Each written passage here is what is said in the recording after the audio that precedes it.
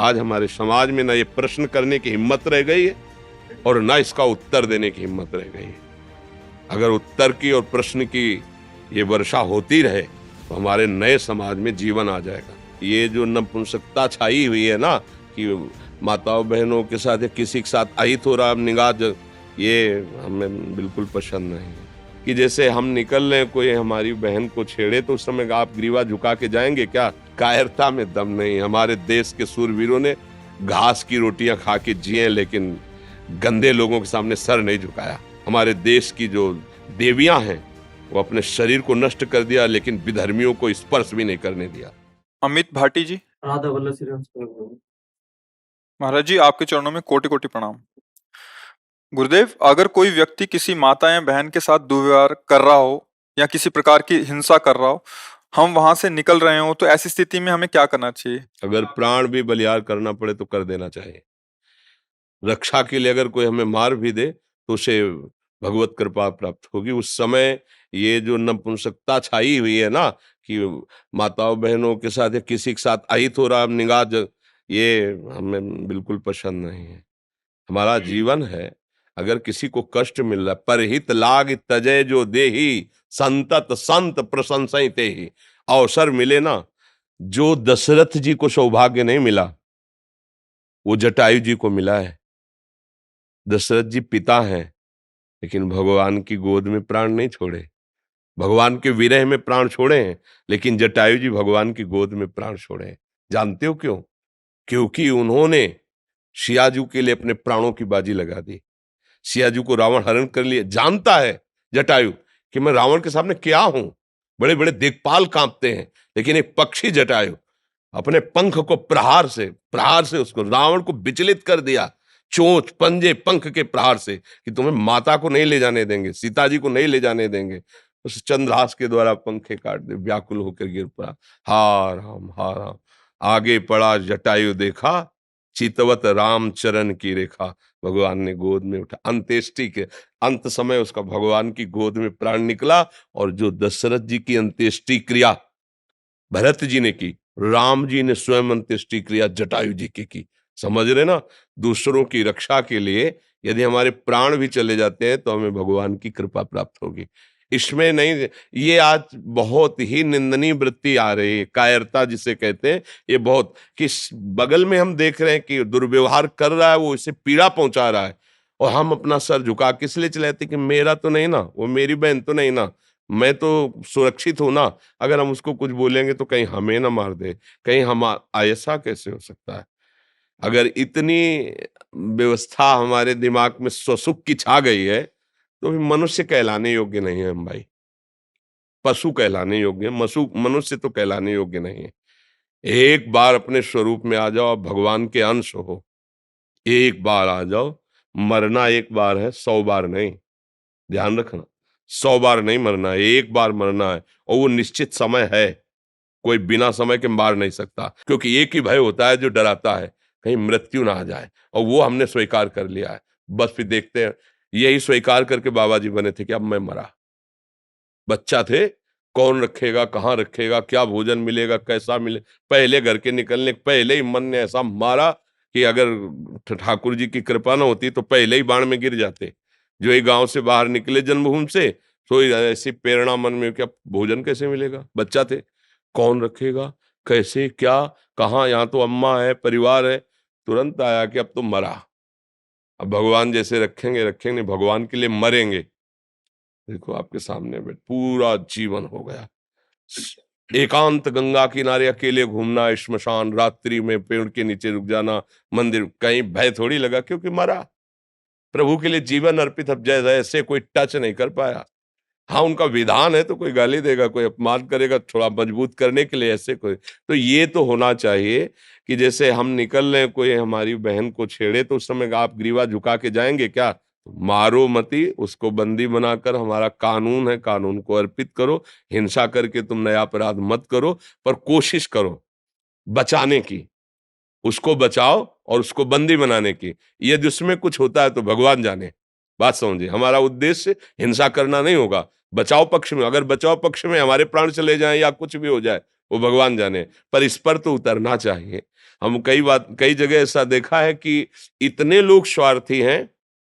एक बार हम 11 बजे रात्रि के, पहले 9 बजे तक आरती होती थी ठाकुर जी की, तो आरती करके फिर भिक्षा मांगते थे घरों में। तो जो मिल जाता फिर लेकर के एकांत पाते, आचमन करते, फिर यमुना किनारे कुछ देर बैठ, तो 11 बजे रात्रि के वापस होते थे। तो वापस हो रहे थे तो एक ट्रैक्टर की जो जोतने वाला होता है ना हल, उसमें जो छेद होता है, जहाँ से वो कनेक्शन होता है, वहाँ एक नवीन बछिया गाय थी, उसका पैर पता नहीं कैसे उसमें चला गया था। जी हुई दृष्टि गई और कोशिश कर रहे, तो हम दौड़ गए, उसका पैर ऐसे पकड़ा, अगर ही इसने थोड़ा भी हिलाया तो टूट जाएगा, क्योंकि पूरा सेट हो गया था। अब हम घबरा गए, 11 बजे रात्रि, 3-4 लोग निकले, हमको भैया थोड़ा हमें सहयोग कर दीजिए, क्योंकि नया बच्चा है, अगर आप इसे थाम लेंगे और अपने लोग धीरे से उठा लेंगे तो इसका पैर सुरक्षित रहे। चीखते रहे, वो देखे भी नहीं, ऐसे पास से ही निकल गए, देखे भी नहीं।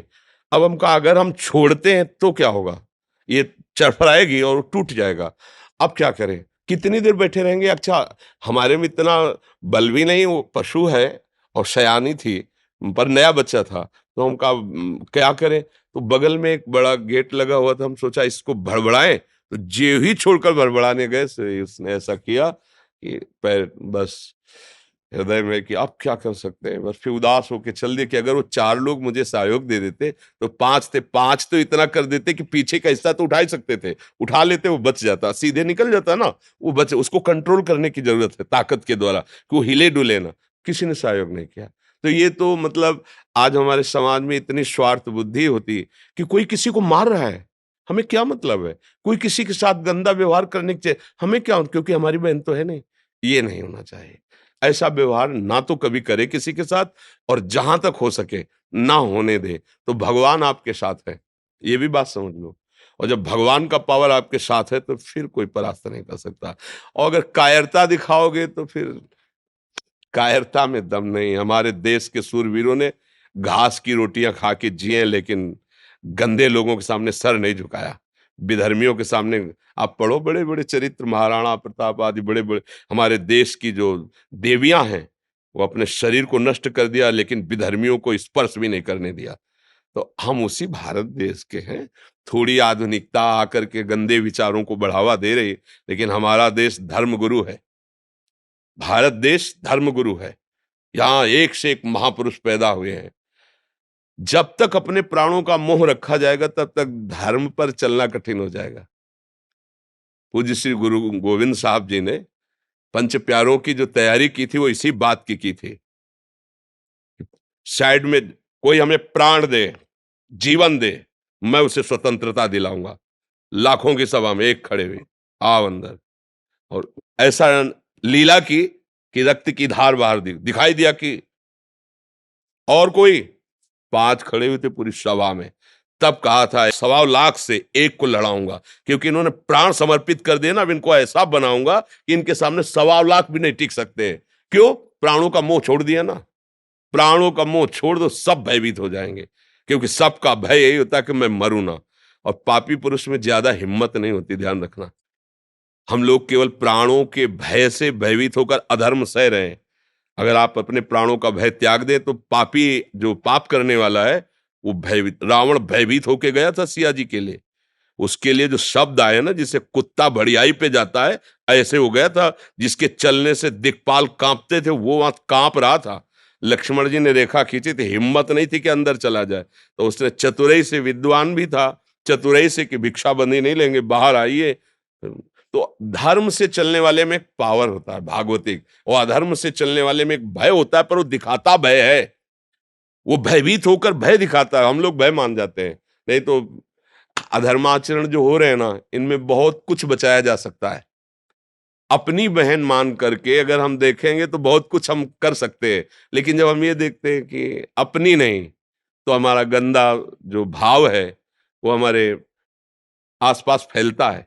जैसे भागवतिक भाव है ना, वो आसपास के वातावरण को सुधारता है, ऐसे हमारा गंदा भाव। आज हमारा नया समाज स्वसुख वासना में इतना लिप्त हो गया है कि दूसरे की रक्षा करना भी धर्म है, दूसरे को बचाना धर्म है, ऐसी सोच ही नहीं रह गई। वो खुद ऐसे आचरणों में युक्त हो गए। तुम्हें अपना शरीर प्यारा है तो दूसरा का शरीर, और तुम उसी शरीर के साथ कैसा व्यवहार कर रहे हो, तो वो लोग रक्षा करेंगे।